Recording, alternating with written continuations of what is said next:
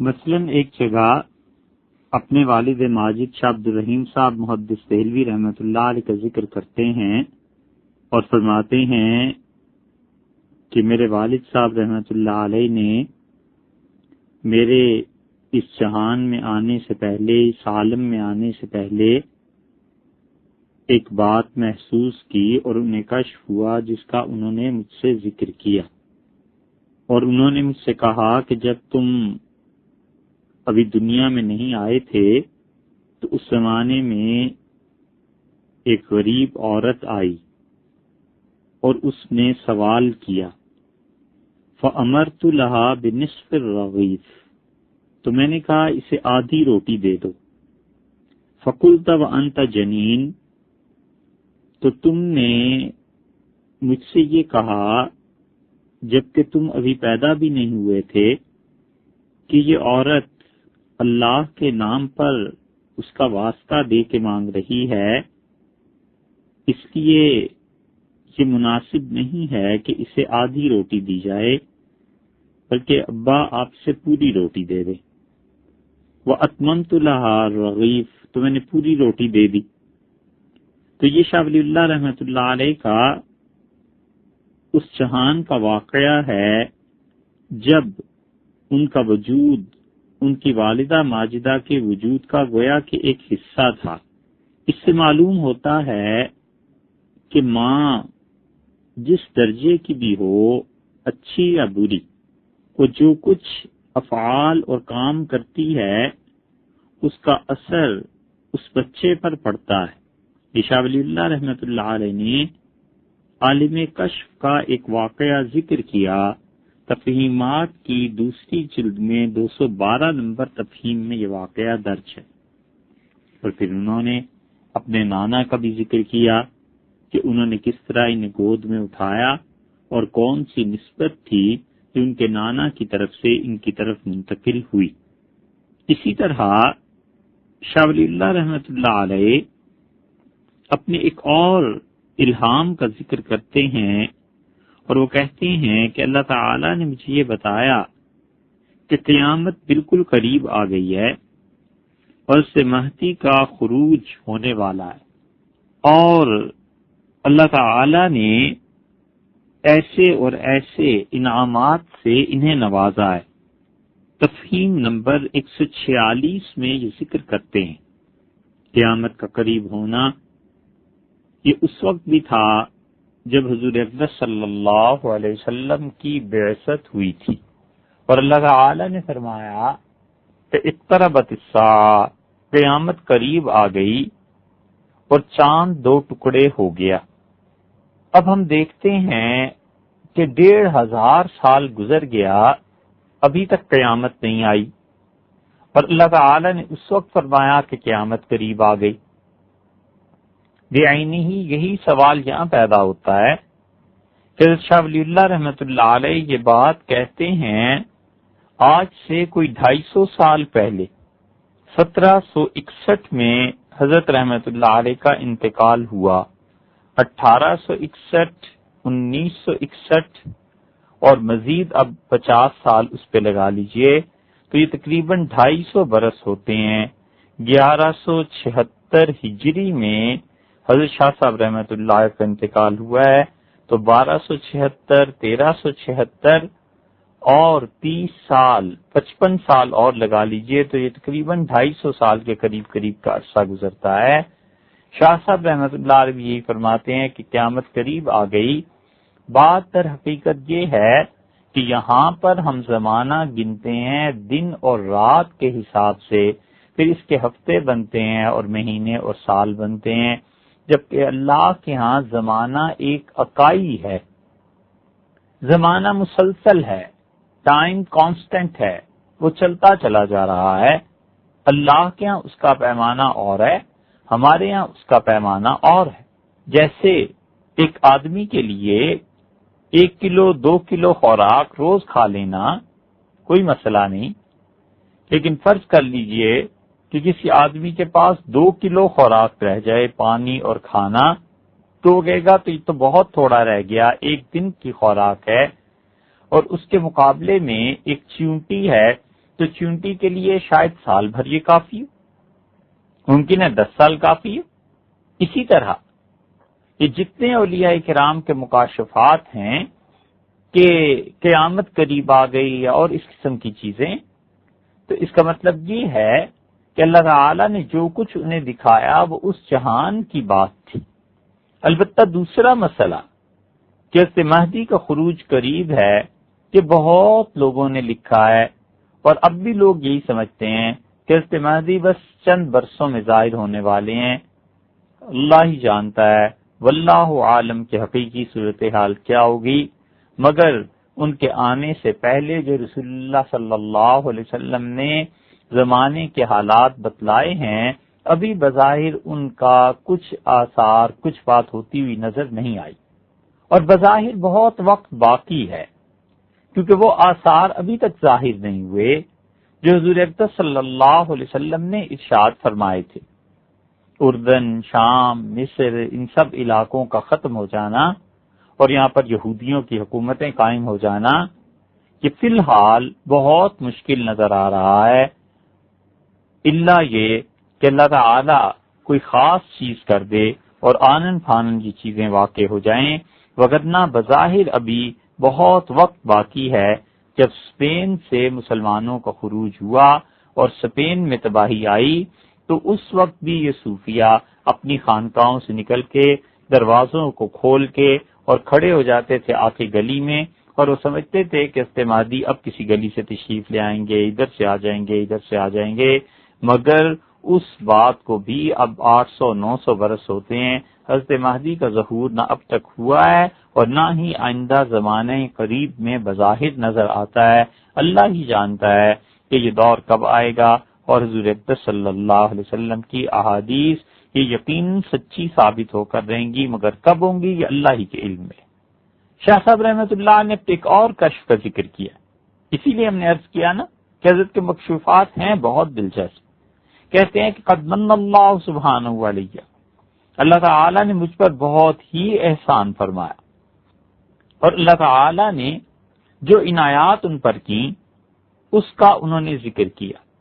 اور اللہ تعالی نے انہیں بتایا کہ جو آسمان ہے تمہارے اوپر، اس میں تمہارے لیے کوئی مخالفت نہیں ہے، اور اسی طرح زمین میں بھی تمہاری مخالفت نہیں، اور اہل مشرق اور اہل مغرب سب کے سب یہ تمہاری رعایا ہیں، اور ہم نے تمہیں ان سب پر حکمران مقرر کیا ہے، چاہے انہیں پتا ہو اور چاہے نہ پتا ہو۔ اور آخری فقرہ جو انہوں نے اس میں فرمایا ہے تفہیم نمبر 129 میں، شاہ ولی اللہ رحمۃ اللہ نے فرمایا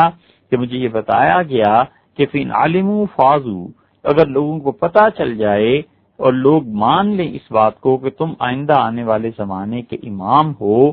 تو لوگ یقیناً نجات پائیں گے، اور اگر لوگ تمہاری شخصیت سے بے خبر رہے تو برباد ہو جائیں گے۔ حقیقت یہ ہے کہ شاہ ولی اللہ رحمۃ اللہ علیہ کو لوگوں نے پہچانا نہیں، وگرنہ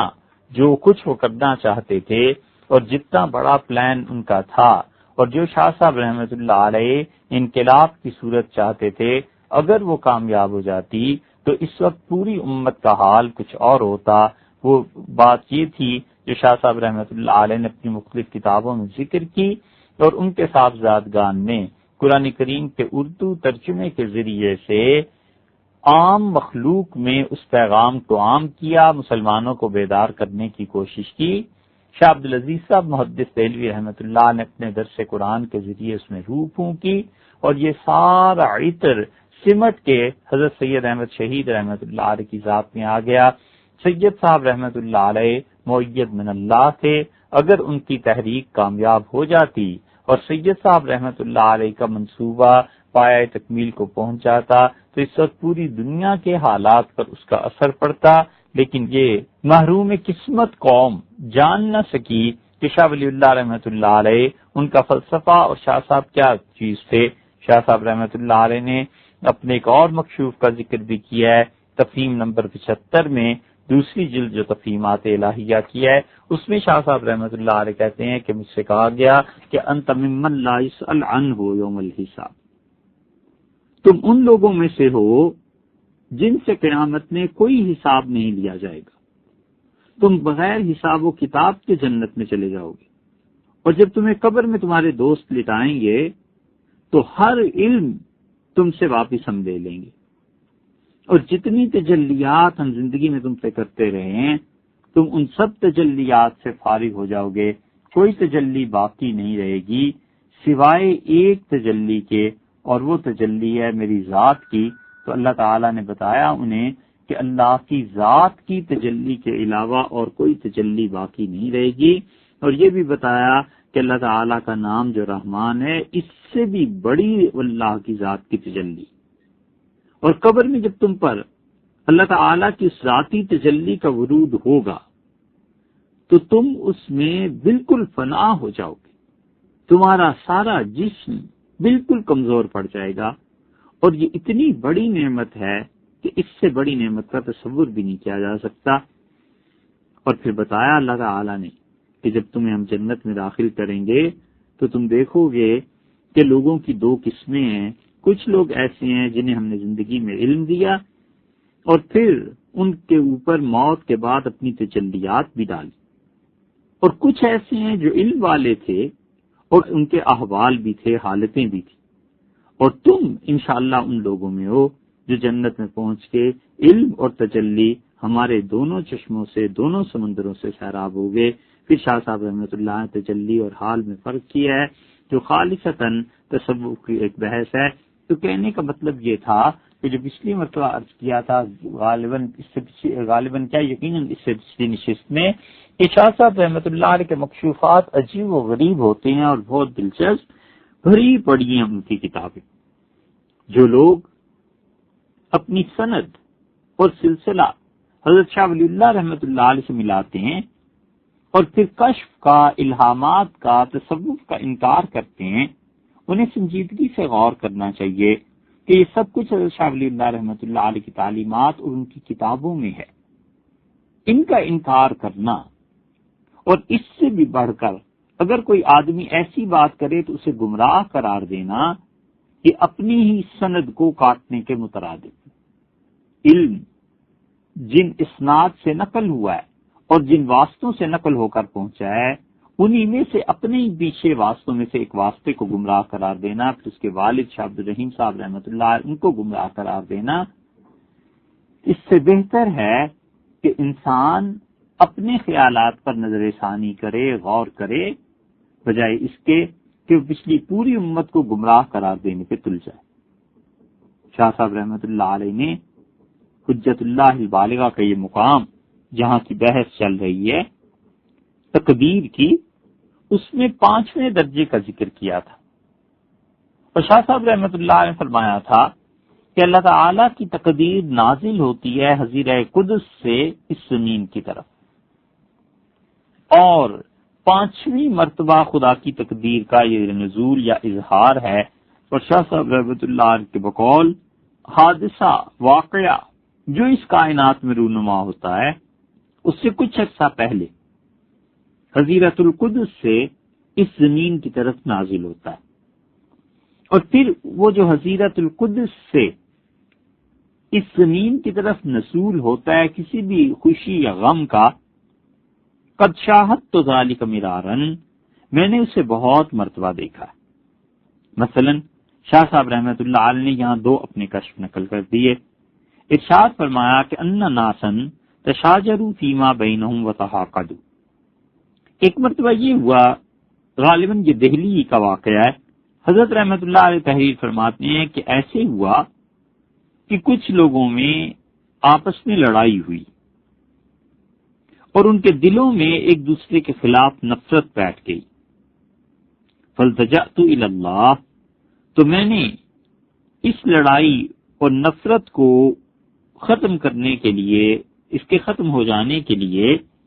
اللہ تعالی کی بارگاہ میں التجا کی،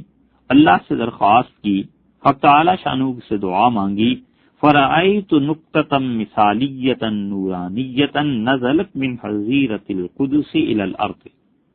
تو میں نے دیکھا کہ ایک نقطہ ہے، ایک ڈاٹ ہے، اور وہ نورانی ہے، اور وہ نورانی نقطہ حضیرت القدس سے آہستہ آہستہ زمین کی طرف نازل ہونا شروع ہوا۔ اب یہ حضیرت القدس وہی جگہ ہے جہاں سے حضرت شاہ صاحب رحمۃ اللہ علیہ کے بقول خوشیاں یا غم انسانوں کی، اس پوری مخلوق کی، پوری کائنات کی تقدیر آہستہ آہستہ نازل ہوتی رہتی ہے، تو وہاں سے وہ نقطہ چلا اور اس نقطے میں نور بھرا ہوا تھا اور زمین کی طرف اس نے سفر کیا۔ فجعلت تنبسط شیئا فشیئا، اور میں نے دیکھا کہ جوں جوں وہ نقطہ پھیلتا چلا جا رہا تھا، آہستہ آہستہ آہستہ آہستہ، وَكُلَّمَا انبسطت زال الحقد عنہم، آہستہ آہستہ جیسے ہی وہ نقطہ پھیلتا چلا جا رہا تھا، اس کے ساتھ ساتھ ان لوگوں کی جو باہمی رنجش تھی وہ بھی زائل ہوتی چلی جا رہی تھی۔ فما برہنا المجلس حتی تلاطفوا، اور ابھی یہ لوگ اس مجلس سے اٹھنے بھی نہیں پائے تھے کہ ایک دوسرے پر مہربان ہو گئے، ایک دوسرے سے محبت سے ملے۔ ورجع كل واحد منهم الى ما كان من الالفت، اور پھر یہ ہوا کہ ان میں سے ہر شخص اس پہلی محبت اور الفت کے جذبے کی طرف لوٹ آیا جو اس واقعے سے پہلے تھی۔ وكان ذلك من عجیب آیات اللہ عندی،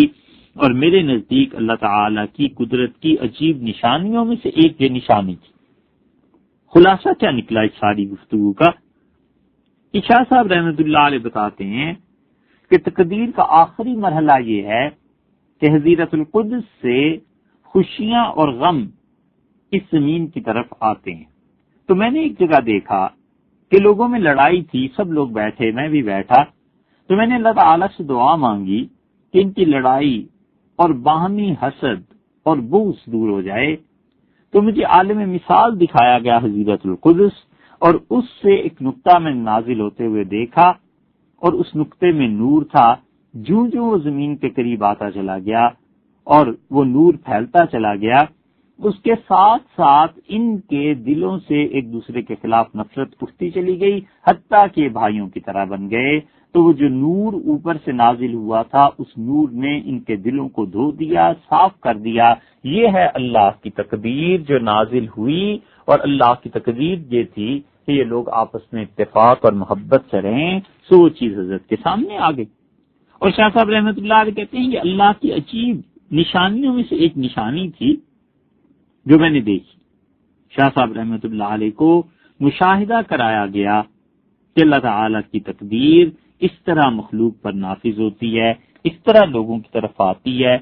ایسے لوگوں کے حالات بدلتے ہیں اور خدا کی تقدیر کا اثر اس طرح لوگوں پر نافذ ہو جاتا ہے۔ اس سے بھی بڑی بات شاہ صاحب رحمۃ اللہ علیہ آگے کہتے ہیں منہا، اور میں نے یہ جو کہا ہے کہ میں نے اللہ کی تقدیر کے نافذ ہونے کا متعدد مرتبہ مشاہدہ کیا ہے، اس کی دوسری بات میں تمہیں بتاتا ہوں، اس کا دوسرا واقعہ، اس کی اطلاع تمہیں دیتا ہوں۔ ان بعض اولادی کان مریضا، وہ یہ ہے کہ میرے بچوں میں سے ایک بیمار ہو گیا، وَكَانَ خَاطِرِي مَشْغُولًا بِهِ، اور میری طبیعت اس میں اٹک گئی۔ فَبَيْنَمَا أَنَا أُصَلِّي الظُّهْرَ، اور میں ظہر کی نماز پڑھ رہا تھا، شاہدت موتہ نزل، تو میں نے اس کی موت کو دیکھا، وہ آئی، وَمَاتَ فِي لَيْلَتِهِ، اور میرا بچہ اسی رات کو اس کا انتقال ہو گیا۔ یہ دوسری چیز شاہ صاحب رحمۃ اللہ نے بتائی ہے کہ اللہ کی تقدیر ایسے بھی نافذ ہوتی ہے کہ میں نے یہ دیکھا کہ ایسی چیزیں ہوا کرتی ہیں اور ایسی چیزیں آیا کرتی ہیں۔ میری اولاد میں سے ایک بچہ بیمار ہو گیا، غالباً یہ شاہ صاحب رحمۃ اللہ علیہ کے سب سے بڑے بیٹے تھے، اور میرا دل اس میں اٹک گیا۔ اب شاہ صاحب رحمۃ اللہ علیہ چاہتے تھے والد ہونے کے ناطے، انسان ہونے کے ناطے، کہ اسے صحت مل جائے، اور ظاہر ہے کہ ان کی طبیعت اس بچے میں اٹکی ہوئی تھی، اور انہوں نے متعدد مرتبہ اللہ تعالی سے دعا مانگی تو انہیں تقدیر دکھا دی گئی، اور ظہر کی نماز وہ پڑھ رہے تھے، اور نماز کے دوران ہی انہوں نے دیکھا موت نازل ہو گئی۔ تو شاہ صاحب رحمۃ اللہ علیہ سمجھ گئے کہ میری تمام تر دعاؤں کے باوجود اب اللہ کی تقدیر نے نافذ ہونا ہے. کوئی چیز نہیں ہے جو اللہ کی تقدیر کو ہٹا سکے، ختم کر سکے، پھیر سکے. اور شاہ صاحب رحمۃ اللہ علیہ کو اطمینان دلا دیا گیا کہ بس اب آخری معاملہ ہے. اور پھر یہ ہوا کہ رات کو اس کا انتقال ہو گیا. اس موقع پر چند ایک باتیں سمجھنی چاہیے جو عملی زندگی میں کام آتی ہیں. دیکھو، اللہ سے دعا تو ہر کوئی مانگتا ہے کہ مصیبت ٹل جائے، لیکن جس انسان کا جتنا قوی ایمان اللہ پر اور تقدیر پر ہوتا ہے، اسی نسبت سے یہ واقعہ ہر آدمی کے ساتھ پیش آتا ہے کہ مصیبت آتی ہے، بڑی سے بڑی مصیبت کبھی آ جاتی ہے، اور آدمی اس میں دعا بھی مانگتا ہے، مگر دل کا اطمینان اور سکون زائل نہیں ہوتا. بچہ مر گیا، اولاد ساری مر گئی، ولیعذ باللہ، خدا اپنی پناہ میں رکھے. والدہ سے تعلق تھا بہت زیادہ، ان کا انتقال ہو گیا، والد کا انتقال ہو گیا. بڑا تعلق جس جگہ سے ہوتا ہے بیوی کا شوہر سے، شوہر کا بیوی سے، انتقال ہو جاتا ہے. کبھی کبھی دکان لٹ جاتی ہے، کبھی آگ لگ جاتی ہے، ہزاروں حوادث انسان کو پیش آ سکتے ہیں، لیکن اس کے باوجود اس کا دل کا سکون اتنا برقرار رہتا ہے کہ کبھی کبھی تعجب ہوتا ہے کہ اس حادثے میں تو مجھے پاگل ہو جانا چاہیے تھا، مر جانا چاہیے تھا، مجھ میں اتنا سکون کیوں ہے. جب بھی زندگی میں ایسی کیفیت پیش آئے تو یہ سمجھ جانا اور یقین کر لینا اس بات پہ کہ اللہ تعالی نے اپنی تقدیر کو نافذ کیا. خدا چاہتا تھا کہ یہ ہو جائے، مگر جتنا آپ کا ایمان ہے اسی کے بقدر اللہ نے آپ کو سکون بھی دے دیا کہ ہماری تقدیر بھی نازل ہو رہی ہے، اور تمہیں ایسا انجیکشن بھی روحانی طور پر لگا رہے ہیں کہ تم میں اضطراب اور بے چینی پیدا نہ ہو. ڈاکٹر کلوروفارم سنگھا دیتے ہیں، بے ہوش کر دیتے ہیں، لوکلی جو انیستھیزیا ہوتا ہے وہ دے دیتے ہیں، وقتی طور پر سن کر دیتے ہیں. بس ایسی ہی خدا کی رحمت ایسے مواقع پر اس انسان کے دل کو اور جذبات کو اپنے قابو میں لے لیتی ہے، اور بندہ سوچتا ہے خود بھی کہ یا اللہ، یہ تو ایسا موقع تھا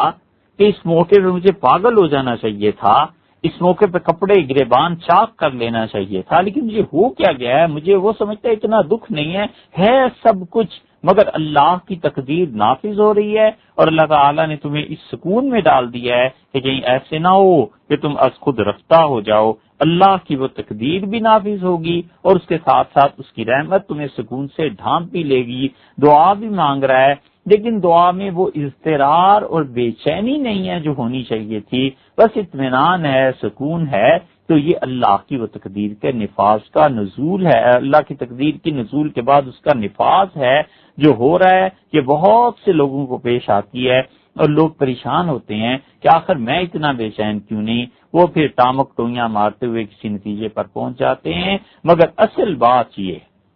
کہ اللہ تعالی نے چاہا کہ اس کی تقدیر نافذ ہو، اور اللہ کو اپنے اس بندے سے محبت تھی تو خدا نے اس مصیبت کی اضطراری کیفیت سے اپنے اس بندے کو محفوظ فرما دیا. ایک بات. دوسری بات کبھی یہ ہوتی ہے کہ اس 5ویں مرحلے کے موقع پر اللہ کی تقدیر نافذ ہونا ہوتی ہے تو بعض اوقات اللہ تعالی کے فرشتے، بعض اوقات غیبی طاقتیں، بعض اوقات کچھ نظر نہیں آتا، اور بعض اوقات اللہ تعالی کی تجلیات، یہ چاروں چیزیں اس انسان سے عالم بیداری میں یا سوتے ہوئے پوچھ لیتی ہیں کہ ایسے ہو یا نہ ہو، تمہاری کیا رائے ہے.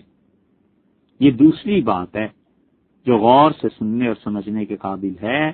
اور بندہ اپنی رائے دے دیتا ہے اور اس کے مطابق کام کر دیا جاتا ہے. یہ وہ موقع ہے جہاں پر پہنچ کے بڑے بڑے لوگ پھسل جاتے ہیں اور معاذ اللہ وہ عقیدے کی گمراہی میں چلے جاتے ہیں اور یہ سمجھتے ہیں کہ اولیاء اللہ کے کرنے سے یہ کام ہوتے ہیں. نہیں، اللہ ہی اپنی تقدیر کو نافذ کرتا ہے اور وہ چاہتا ہے کہ معاملہ کچھ سے کچھ ہو جائے، لیکن ظاہری طور پر وہ کسی بندے سے پوچھ لیا جاتا ہے، فرشتوں کے ذریعے سے، تجلیات کے ذریعے سے، غیر مرئی، غیر نظر آنے والی، نہ نظر آنے والی طاقتوں کے ذریعے سے،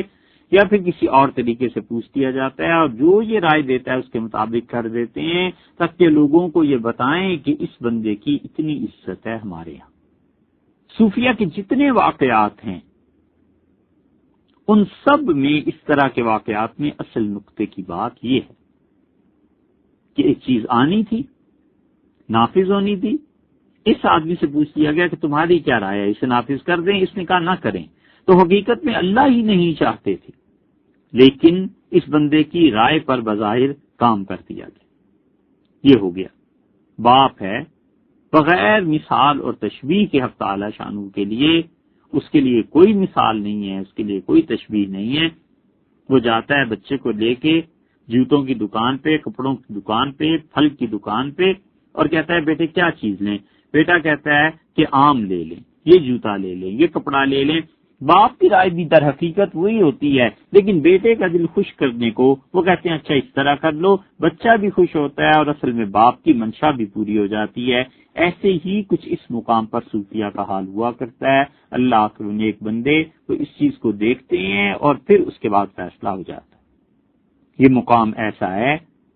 جس کا تجربہ ذاتی طور پر بھی بعض اوقات ہوا اور پھر خیال میں آیا کہ اچھا یہ وہ چیز ہے. بہت سال پہلے، 25 سال تقریباً ہوتے ہوں گے،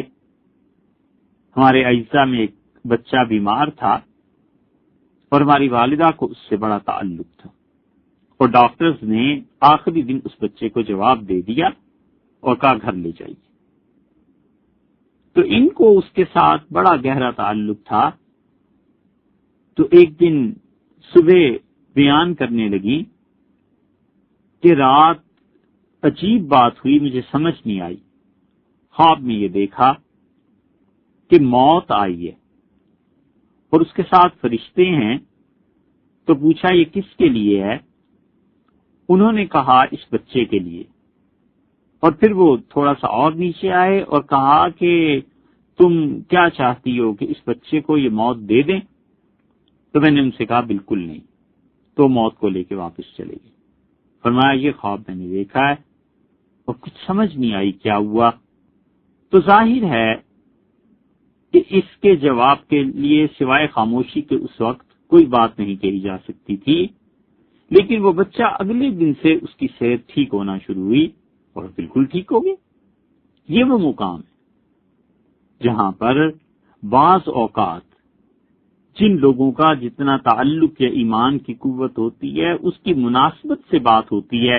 اور لوگ اس مقام پہ پہنچ کے گمراہ ہو جاتے ہیں اور سمجھتے ہیں کہ معاذ اللہ یہ اختیار یا یہ چیز اللہ تعالی کے لیے نہیں بلکہ اولیاء کرام کے لیے ہے. ہمیشہ اپنے عقیدے کو محفوظ رکھنا چاہیے. اللہ ہی کے لیے ہے، اللہ ہی کی تقدیر نافذ ہوتی ہے. اللہ جس کو موت دینا چاہے بڑے سے بڑا آدمی اسے نہیں روک سکتا، اور خدا جس کو زندگی دینا چاہے بڑے سے بڑے آدمی کی مخالفت اس انسان کی زندگی کو ختم نہیں کر سکتی. اصل اللہ ہے. تیسری چیز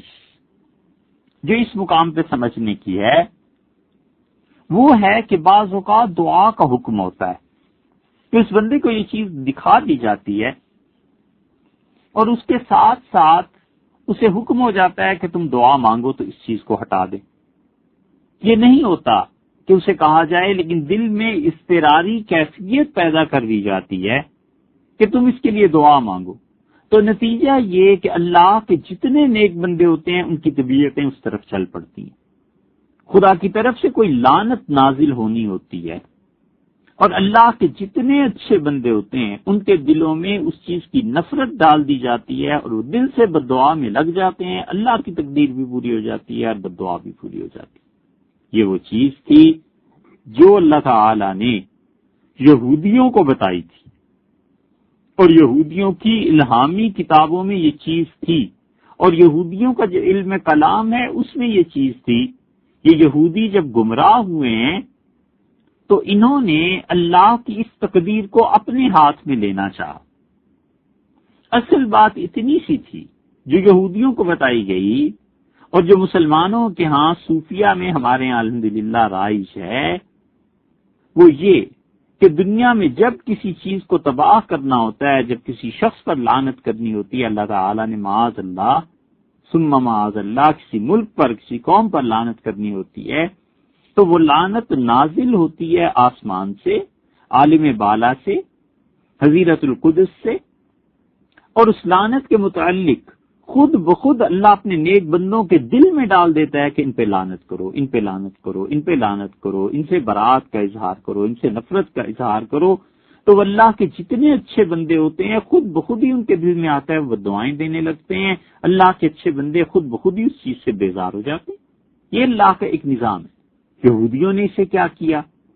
کہ قدرت کا نظام کسی کے قبضے میں تھوڑا ہی ہے کہ جس کو ہم چاہیں لعنت کرنے لگے۔ یہودیوں نے اس نظام کو اپنے قبضے میں لینے کی کوشش کی، نتیجہ یہ کہ اب دنیا میں اس وقت بھی جو یہودی پائے جاتے ہیں یہ ہر سال ایک آدمی کو متعین کر دیتے ہیں، ٹارگٹ بنا لیتے ہیں، کہتے ہیں ان کے جو روائی ہیں بہت بڑے بڑے، وہ کہتے ہیں فلاں آدمی کے لیے اس سال لعنت کی بد دعا کرنی ہے، چنانچہ سارے دنیا بھر کے یہودی اس آدمی کے پیچھے پڑ جاتے ہیں، اور اس سے بدتر حرکت یہ یہودی یہ کرتے ہیں کہ اس کے ساتھ ساتھ اپنے ایجنٹ بھیج دیتے ہیں کہ اس آدمی کو قتل کر دو۔ تو جب وہ آدمی قتل ہو جاتا ہے، یہودی خوش ہو کے کہتے ہیں کہ دیکھا ہماری لعنت پڑی نا، مر گیا، حالانکہ ان کی لعنت کا کچھ نہیں ہے، یہ تو تم نے مارا ہے، اس نے مرنا ہی تھا۔ اللہ نے جو چیز بتائی تھی یہودیوں کو وہ یہ کہ حقیقت میں خدا خود بخود ان لوگوں اپنے اچھے بندوں کے دلوں میں ڈال دے گا۔ یہودیوں نے اس قدرتی چیز کو اپنی اختیاری چیز بنا لیا، اسی لیے عالم اسلام کے بڑے بڑے لوگ جن سے علمی طور پر یقیناً اختلاف کیا جا سکتا ہے، ان کے متعلق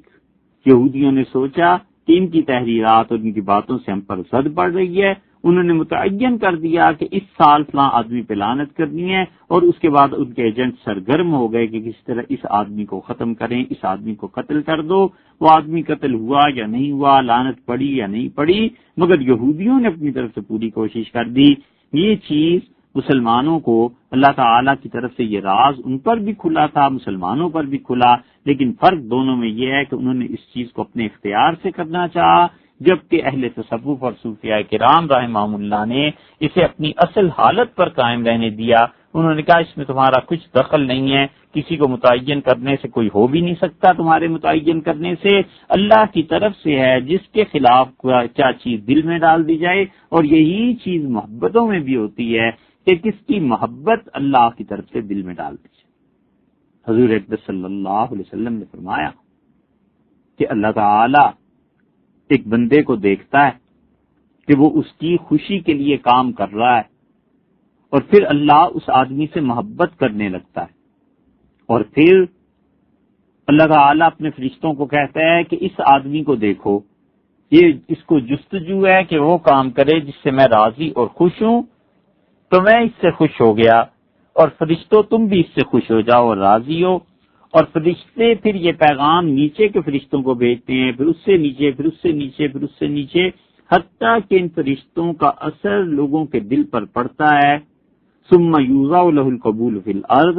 اور زمین میں اس انسان کی مقبولیت کی چادر بچھ جاتی ہے، جہاں جاتا ہے سینکڑوں اور ہزاروں لوگ اس سے ملنے کے متمنی ہوتے ہیں، اللہ کی طرف سے اس کے فیوز و برکات عام ہو جاتے ہیں۔ یہ اس انسان کے لیے اللہ کی محبت کی چادر بچھتی ہے، خدا کی طرف سے لوگوں کے دلوں میں اس کی محبت ڈال دی جاتی ہے۔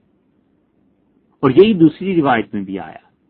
رسول اللہ صلی اللہ علیہ وسلم، انسان جھوٹ بولتا ہے حتیٰ کہ اللہ کے ہاں کذاب لکھا جاتا ہے، اور سچ بولتا ہے یہاں تک کہ اللہ کے ہاں سچا لکھ دیا جاتا ہے۔ پھر یہ چیزیں لوگوں میں بھی مشہور ہو جاتی ہیں، لوگ بھی جھوٹا کہتے ہیں، لوگ بھی اسے سچا کہتے ہیں، دونوں چیزیں ہو جاتی ہیں۔ یہ دونوں احادیث اس بات کی اصل ہیں کہ حضیرت القدس سے بندوں کے لیے احکامات نیچے نازل ہوتے ہیں۔ شاہ صاحب رحمۃ اللہ علیہ نے اپنا ایک کشف ذکر کیا ہے اور شاہ صاحب رحمۃ اللہ نے فرمایا وہ بچہ اسی رات فوت ہو گیا۔ یہ 5 مرتبہ خدا کی تقدیر انہوں نے بتایا کہ پوری ہوئی۔ ایک مرتبہ اللہ کے علم میں، دوسری مرتبہ وہ منتقل ہوتا ہے حق تعالی شانہ کے علم سے انسانوں کا معاملہ عرش کی قوت خیال میں، تیسری مرتبہ اس وقت جب عرش کی قوت خیال سے یہ چیزیں نکل کے حضرت آدم علیہ الصلوۃ والسلام اور ان کے اولاد اور یہ سب چیزیں ہوئی اور شہادتیں ہوئی، چوتھی مرتبہ جب اس بچے میں روح پھونک دی جاتی ہے، اور 5ویں مرتبہ یہ تقدیر نازل ہوتی ہے حضیرت القدس سے فرشتوں کے بہت بڑے مقدس گروہ کی طرف سے زمین کی طرف جب وہ آتی ہے۔ یہ 5 مقامات ہیں۔ اب شاہ صاحب رحمت اللہ علیہ اس کے بعد ایک نئی بات شروع کرتے ہیں، ہے تو وہ بات چھوٹی سی لیکن کمال کی بات ہے۔ یہ پھر آئے گی ایک مرتبہ بات، ایک مرتبہ تو اب آئی ہے، ایک مرتبہ پھر آئے گی۔ شاہ صاحب رحمت اللہ علیہ فرماتے ہیں وقد بینت السنت بیانا واضحا ان الحوادث یخلقها اللہ تعالی قبل ان تحدث فی الارض خلقا ما۔ احادیث کے ذریعے یہ بات نہایت وضاحت سے ثابت کر دی گئی، بیان کر دیا میں نے کہ حادثات، خوشی اور غم جو اللہ تعالیٰ پیدا کرتے ہیں زمین میں آنے سے پہلے ایک درجے میں خلق ما، ایک گونا اس کا وجود حضیرت القدس عالم مثال میں پیدا کیا جاتا ہے۔ پھر کیا ہوتا ہے فَيَظْهَرُ فِيهِ كَمَا خُلِقَ أَوَّلَ مَرَّةٍ، جس طرح عالم مثال میں وہ پیدا کیا جاتا ہے نا، تو اس عالم ظاہر میں وہ چیز نازل ہوتی ہے، جیسے وہ نقطہ، نورانی نقطہ نازل ہوا، جیسے اس بچے کی موت آ رہی تھی۔ شاہ صاحب فرماتے ہیں سنت من اللہ تعالی، یہ اللہ کی عادت ہے، خدا کی تقدیر ایسے نازل ہوتی ہے، یہ سنت الہی ہے۔ جو کام کی بات ہے اب ہے وہ فکرہ، ثم قد یمحى الثابت، پھر اس کے بعد یہ ہوتا ہے کہ کبھی کبھی طے شدہ بات جو نازل ہوتی ہے عالم مثال سے انسانوں کی طرف، اسے مٹا دیا جاتا ہے۔ وَيُثْبَتُ الْمَعْدُومُ بِحَسْبِ هَذَا الْوُجُودِ، اور پھر کبھی کبھی یہ بھی ہو جاتا ہے کہ جس چیز نے نہیں ہونا تھا وہ چیز ثابت کر دی جاتی ہے۔ عالم مثال سے مثلا موت آئی تھی، آتے آتے یہاں زندگی ہو جاتی ہے۔ عالم مثال سے زندگی آئی تھی، یہاں آتے آتے موت ہو جاتی ہے۔ قال اللہ تعالی یمحو اللہ ما یشاء ویثبت، اللہ تعالی نے فرمایا ہے کہ اللہ جس چیز کو چاہے مٹا دیتا ہے، جس چیز کو چاہے ثابت رکھتا ہے۔ وعندہ ام الکتاب، اور لوگوں تقدیر کا رجسٹر، تقدیر کی کاپی، تقدیر کا دفتر اللہ کے پاس۔ مثل ان یخلق اللہ تعالی البلاء خلقا ما، مثلا اللہ تعالی کسی مصیبت کو جیسے بھی چاہے نازل فرماتا ہے، فَيُنزِلُهُ عَلَى الْمُبْتَلَى، اور جس مصیبت کو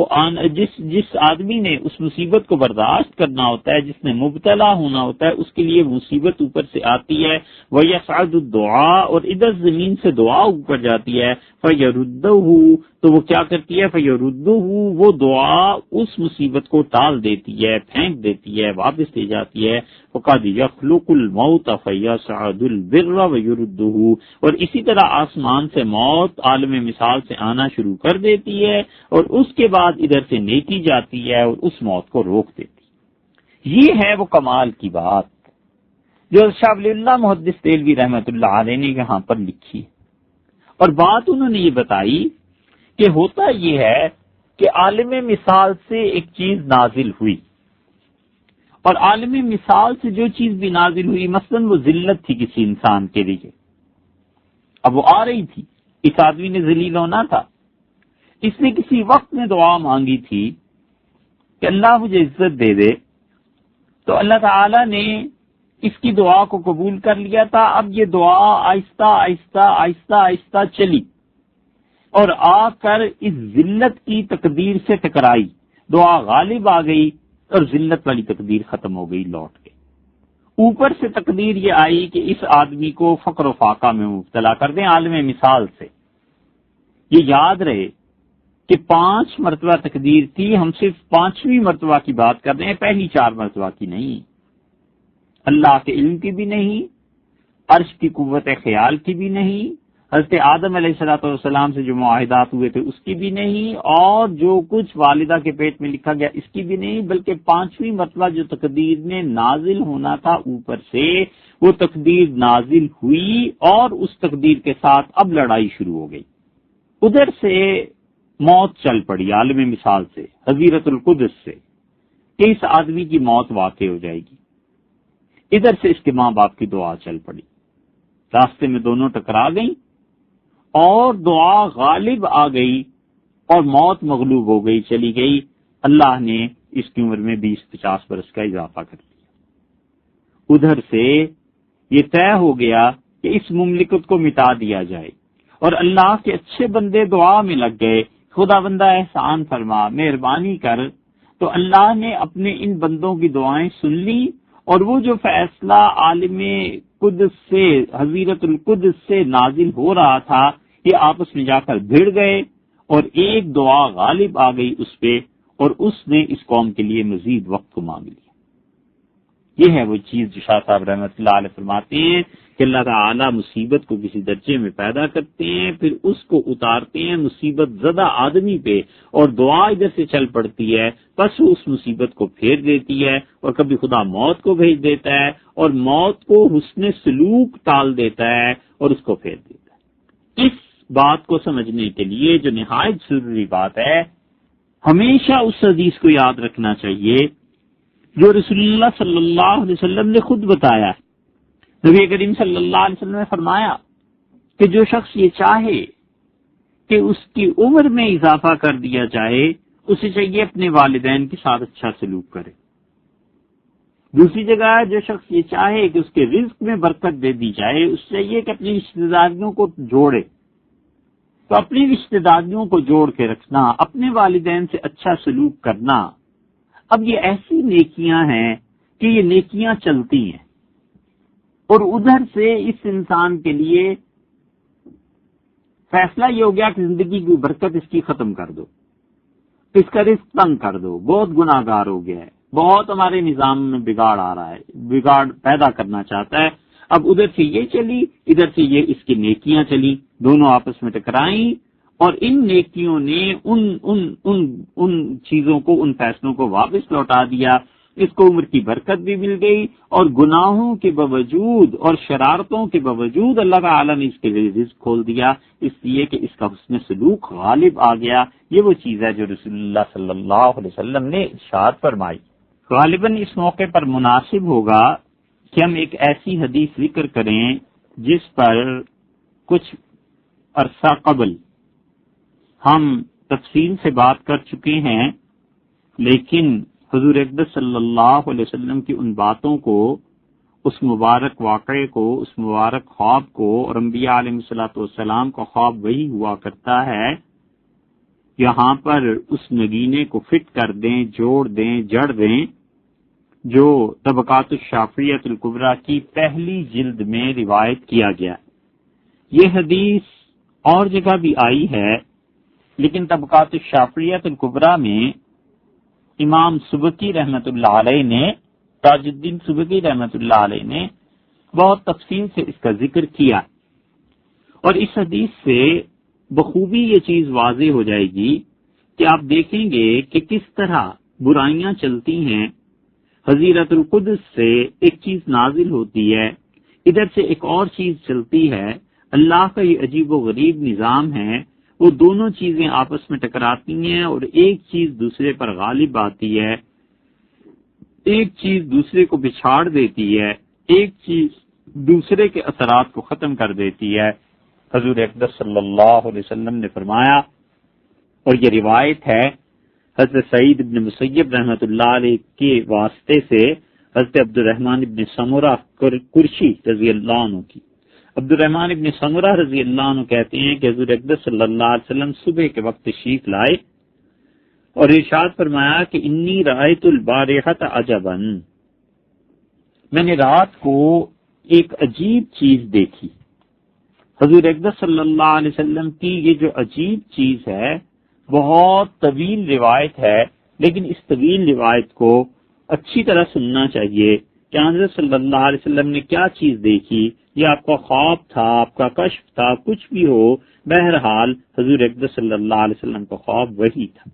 ارشاد فرمایا رأیت رجلا من امتی، میں نے اپنی امت میں سے ایک آدمی کو دیکھا، آتاہ ملک الموت، موت کا فرشتہ آ گیا، لیقبض روحہ، تاکہ اس کی روح قبض کرے، فجاءہ برہ بوالدیہ فمنعہ، تو کیا ہوا، اس نے اپنے والدین کے ساتھ جو نیکی کی تھی وہ نیکی کام آ گئی اس کے، اور اس نیکی نے روک دیا اس فرشتے کو کہ اس کی روح کو قبض کر لے، کہ اس کی موت واقع ہو جائے۔ تو نتیجہ اس کا یہ نکلا کہ اس آدمی کی زندگی بچ گئی یا بڑھ گئی۔ دیکھا آپ نے، یہ شاہ ولی اللہ رحمۃ اللہ علیہ کی بات کی تشریح اور اس کی مثال کہ اس طرح ایک چیز چلا کرتی ہے، اوپر سے عالم مثال سے نازل ہوا کرتی ہے، اور پھر ادھر سے کوئی نیکی چل پڑتی ہے، اور یہ نیکی اس عالم مثال کی آئی ہوئی چیز سے ٹکراتی ہے اور اس پر غالب ہو جاتی ہے۔ دوسری چیز رسول اللہ صلی اللہ علیہ وسلم نے فرمائی، اور ارشاد فرمایا رأیت رجلا من امتی وقد بسط علیہ عذاب القبر، میں نے ایک آدمی کو اپنی امت میں سے دیکھا اور قبر کا عذاب اس کے لیے بچھا دیا گیا تھا، قبر کا عذاب اس پہ آنا تھا۔ اس کا مطلب یہ ہے کہ یہ تقدیر جو ہے مرنے کے بعد بھی انسان کے ساتھ چپکی رہتی ہے، تقدیر ادھر بھی پیش آ جاتی ہے، تو عذاب قبر کا فیصلہ اوپر سے آ گیا۔ فجاءہ وضوءہ للصلاۃ فمنعہ، تو یہ آدمی جو نماز کے لیے وضو کیا کرتا تھا نا، وہ وضو سامنے آ گیا اور اس نے قبر کے عذاب کو روک دیا۔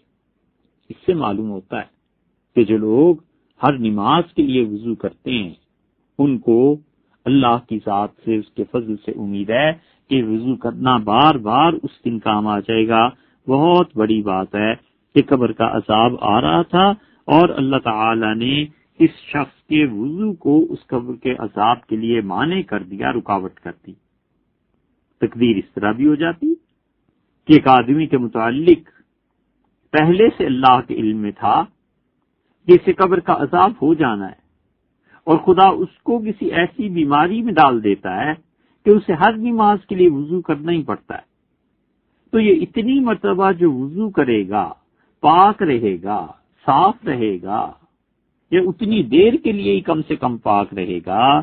تو یہ وضو اس کو قبر میں پہنچ کر کام آ جائے گا۔ اب یہاں وہ تنگ ہوتا ہے کہ ہر نماز کے لیے وضو کرنا ہے، کیا مصیبت ہے، کیا مشکل ہے، کس بیماری میں مبتلا ہو گیا ہوں، لیکن یہ نیکیاں اس دن کام آئیں گی کہ حضور اقدس صلی اللہ علیہ وسلم نے دیکھا کہ بسط علیہ عذاب القبر، قبر کا عذاب اس کے لیے بچھا دیا گیا تھا، اور پھر کیا ہوا، وضو آ گیا اور اس نے سے روک دیا۔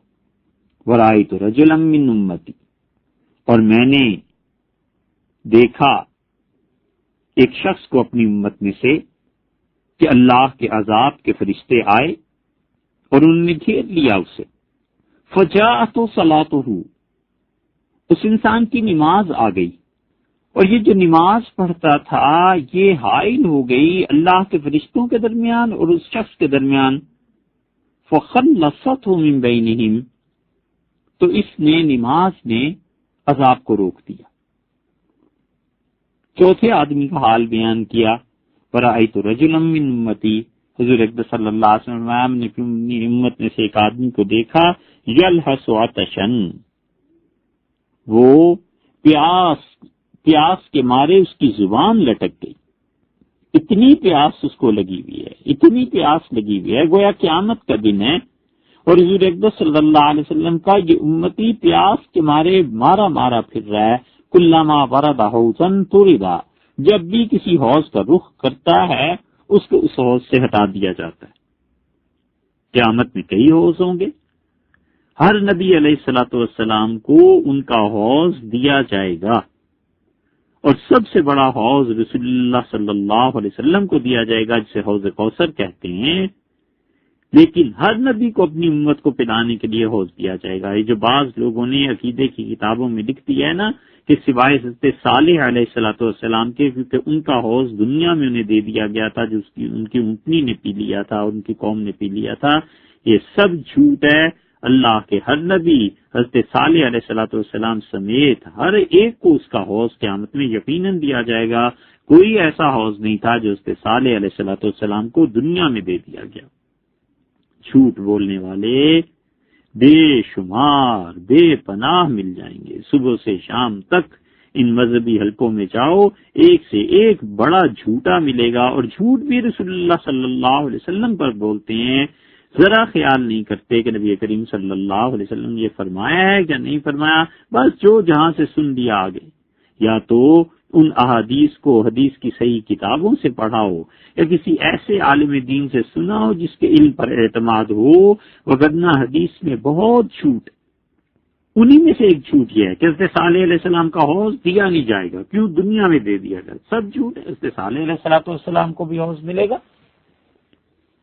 حضور اقدس صلی اللہ علیہ وسلم نے فرمایا کہ میرا امتی